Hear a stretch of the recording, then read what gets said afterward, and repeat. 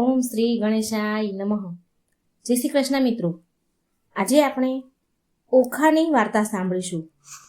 પાર્વતી અને શંકર ભગવાનની પુત્રી ઓખાનો જન્મ અને ઓખાના શ્રાપની આ કથા છે. તો મિત્રો પૂરા ધ્યાનથી સાંભળજો. ચૈત્ર મહિનામાં ઓખા હરણ અને ઓખાની વાર્તાઓ સાંભળવાનું ખૂબ મહત્વ છે. ઓમ નમઃ શિવાય. શિવ શક્તિની જય.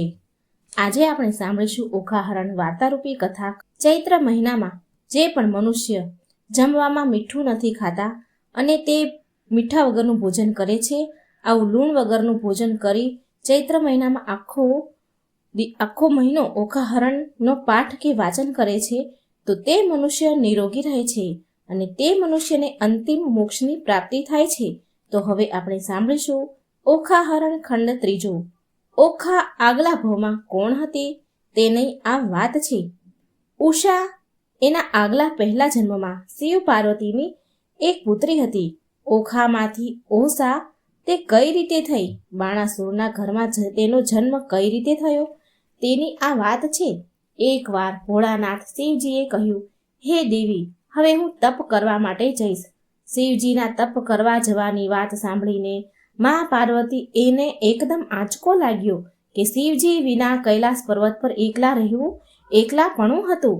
આથી પાર્વતીજી તરત બોલી ઉઠ્યા, હે પ્રભુ, તમે તપ કરવા માટે જશો તો હું અહીં એકલી થઈ જઈશ અને આપ તપ કરવા બેસો તો કેટલા સમય નીકળી જાય છે, તમને સમયનું ભાન નથી રહેતું. એથી વર્ષોના વર્ષો તપમાં પ્રસાર થઈ જાય છે. તેથી મારે એકલ વાયુ ક્યાં સુધી નિભાવવું? હું એકલી ક્યાં સુધી રહું? આપ મને પુત્ર થાય તેવું વરદાન આપો. મહાદેવ પાર્વતીજીની વાત સાંભળીને તથાસ્તુ કહે છે કે તમે તમારી ઈચ્છા શક્તિથી 2 બાળકો ઉત્પન્ન કરજો, જેથી તમારું એકલ વાયુ ટળી જશે. આમ કહીને મહાદેવજી તપ કરવા માટે ચાલ્યા ગયા. મહાદેવજીના કહેવાથી મા પાર્વતીએ પોતાની ઈચ્છા શક્તિથી એક પુત્ર ગણેશ અને પુત્રી ઉત્પન્ન કર્યા. જમણી કુખેથી ગણપતિજીને ઉત્પન્ન કર્યા અને ડાબી કુખેથી ઓખાને પ્રગટ કરી. હવે પાર્વતીજી એકલાપણું પાર્વતીજીને લાગતું નથી. ઘણો સમય પસાર થઈ ગયો. 2 બાળકો મોટા થવા લાગ્યા. એવામાં એક દિવસ નારદ મુનિ ફરતા ફરતા ત્યાં કૈલાસ પર આવી ચડ્યા. તેમણે જોયું કે 2 બાળકો રમી રહ્યા છે.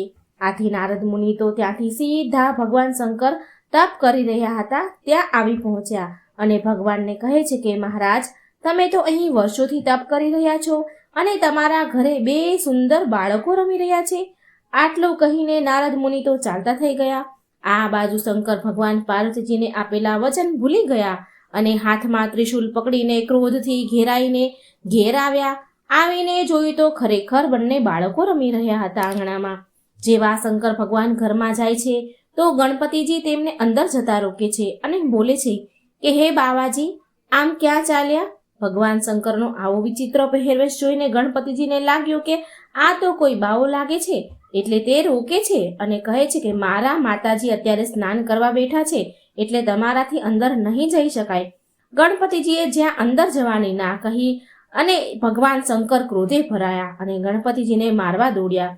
પણ આ તો ગણપતિજી એમ ક્યાં ગાજ્યા જાય નહીં, એટલે એમણે પણ ભગવાન શંકર સામે યુદ્ધ શરૂ કર્યું અને આમ પિતા પુત્ર વચ્ચે મહાગંભરાણ યુદ્ધ થયું.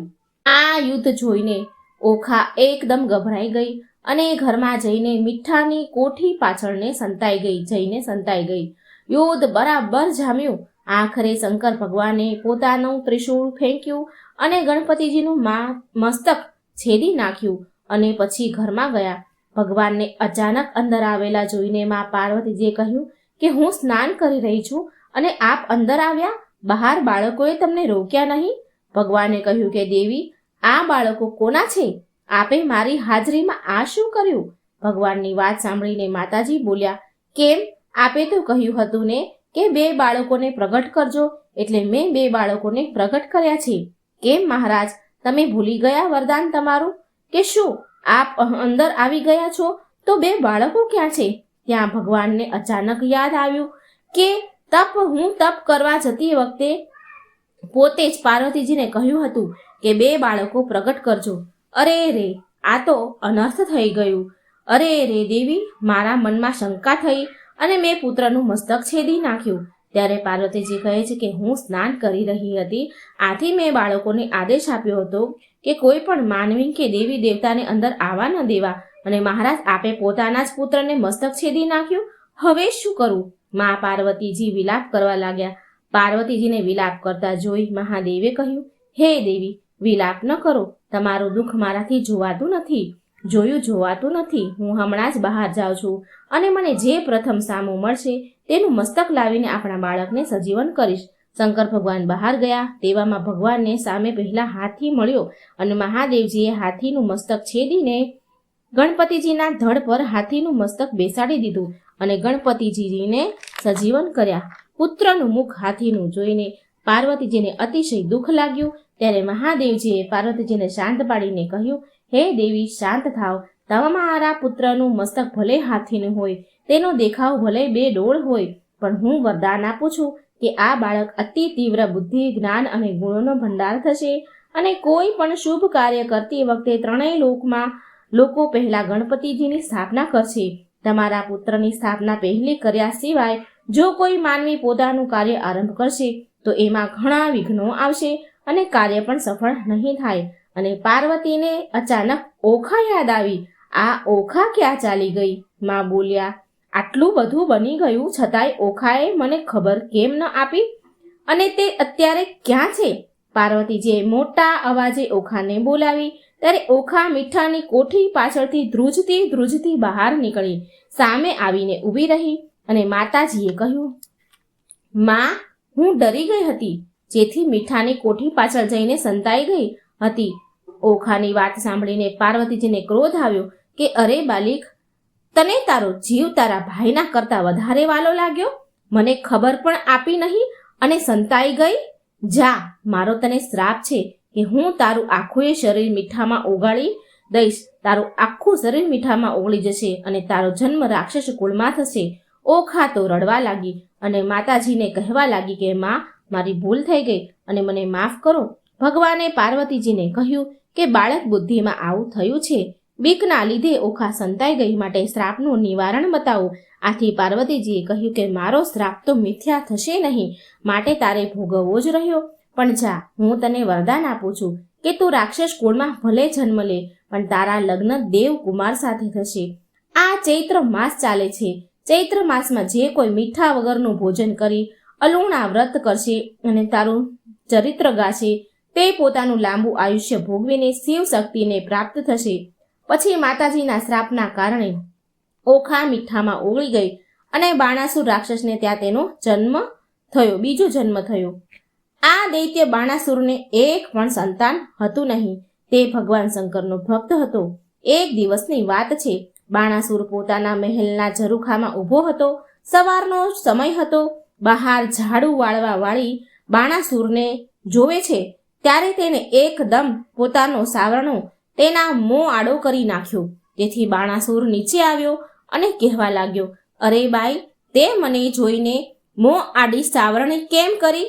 તું મને સાચું બતાવ. ત્યારે એ ઝાડુવાળી કચરો વાળવાવાળી બોલી કે મહારાજ, તમારા ઘરે ખોળો ખૂંદનાર કોઈ નથી અને સવારમાં વાંજિયાનું મોં જોવાથી દિવસ આખો બગડે છે. આથી જ મેં મોં આડો સાવરણો દઈ દીધો હતો. બાઈના વેણ તો બાણાસુરના હૃદયની આરપાર ઉતરી ગયા અને મહાદેવની આરાધના કરવા તે ચાલ્યો ગયો. બાણાસુર મંદિરમાં જઈને તપ કરવા લાગ્યો. સમય જતાં મહાદેવજી પ્રસન્ન થયા.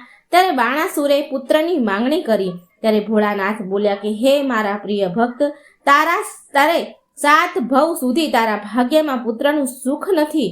તારા પૂર્વ જન્મમાં તું વૈશ્ય રાજા હતો અને તારા ઘરે એક દીકરો હતો. એક દિવસ તું જમી રહ્યો હતો ત્યારે તારો દીકરો બહારથી રમતો આવીને તારા ભાણામાં હાથ નાખીને ખાવા લાગ્યો. બાળકના માટીવાળા હાથ હોવાથી તને અરુચિ આવવા લાગી. આથી તે બાળકને ધમકાવીને કાઢી મૂક્યો. આથી બાળકે તારાથી ડરી ગયો. એ બાળક તારાથી ડરી ગયો અને મનોમન કહેવા લાગ્યો કે મારા પિતાને તેમનો પુત્ર વાલો નથી, માટે હે ભગવાન, એમને 7 જન્મ સુધી એકેય પુત્ર ન થજો. આ સાંભળીને બાણાસુર હતાશ થઈ ગયો અને હવે શું કરવું તે વિચારવા લાગ્યો. અને એટલામાં જ ત્યાં પાર્વતીજી તેની વારે આવ્યા અને બોલ્યા કે હે બાણાસુર, તારા નસીબમાં પુત્ર નથી તો શું થઈ ગયું? હું તને સુંદર મજાની દીકરી આપીશ અને તારું વાંઝ્યા મેણું ભાંગીશ. ભલે તમે મને પુત્રી આપો, પણ પુત્રીને પણ હું પુત્રની જેમ જ સમજીને પાળીશ, પુત્રની જેમ જ રાખીશ. હરખાતો બાણાસુર સોણિતપુરમાં આવ્યો અને રાણીને બધી વાત કરી અને સમય જતા શુભ દિવસો રહ્યા રાણીને. પોષ મહિનાની પૂનમે બાણાસુરની પત્નીએ એક સુંદર કન્યાને જન્મ આપ્યો. બાણાસુર તો રાજી થઈ ગયો અને તરત જ તેણે બાલિકાના જોશ જોડાવ્યા. રાજ જ્યોતિષો બોલ્યા કે આ બાલિકા તેના આગલા ભવમાં પાર્વતીજીની પુત્રી હતી, આથી આનું નામ ઓખા રાખજો. હે બાણાસુર, આ પુત્રી તારા હાથનો ભાર ઉતારશે. ત્યાં તો આકાશમાંથી આકાશવાણી થઈ કે હે બાણાસુર, આ તારી પુત્રી પોતાના વરને પોતાની ઈચ્છાથી જ પરણશે, ત્યારે ભયાનક યુદ્ધ થશે, તારા 1000 હાથો ખંડિત થઈ જશે અને તું માંડ બચીશ. આકાશવાણી સાંભળીને બાણાસુરનું પ્રધાન ધ્રુજી ઉઠ્યું કે હે મહારાજ, આકાશવાણી ક્યારેય ખોટી નથી પડતી. ત્યારે બાણાસુર બોલ્યો કે આ પુત્રી માટે એક અભેદ મહેલ બનાવડાવો અને ત્યાં એનો ઉછેર કરાવો. મહેલ એવો બનવો જોઈએ કે કીડીને પણ અંદર પ્રવેશવું કઠણ થઈ જાય અને 1,00,000 સૈનિકોને મહેલની ચોકીમાં મૂકી દો. હું પણ જોઉં છું કે ઓખા મોટી થતા પોતાના ઈચ્છિત વરને કેવી રીતે પ્રાપ્ત કરે છે. હવે બાણાસુરના પ્રધાનમંત્રીએ એને પણ એક પુત્રી હતી. બાણાસુરના પ્રધાનમંત્રીને એક પુત્રી હતી, તેનું નામ ચિત્રલેખા હતું. ચિત્રલેખાએ પણ દેવોના કામ કર્યા હોવા છતાં પણ એ અસુરના ઘરે પુત્રી કેવી રીતે થઈ હતી તેની પણ એક વાત છે. એકવાર બાણાસુરના અસહ્ય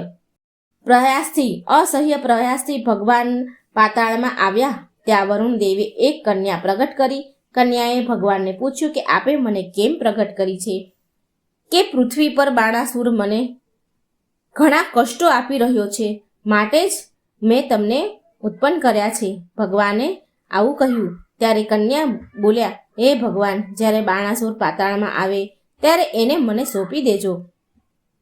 બાણાસુર પાતાળમાં આવ્યો ત્યારે ભગવાને પેલી કન્યા આપતા કહ્યું, હે દૈત્ય બાણાસુર, આ કન્યાને તમે તમારી સાથે લઈ જાઓ, તેને મોટી કરજો, એ તમારો ઉદ્ધાર કરશે.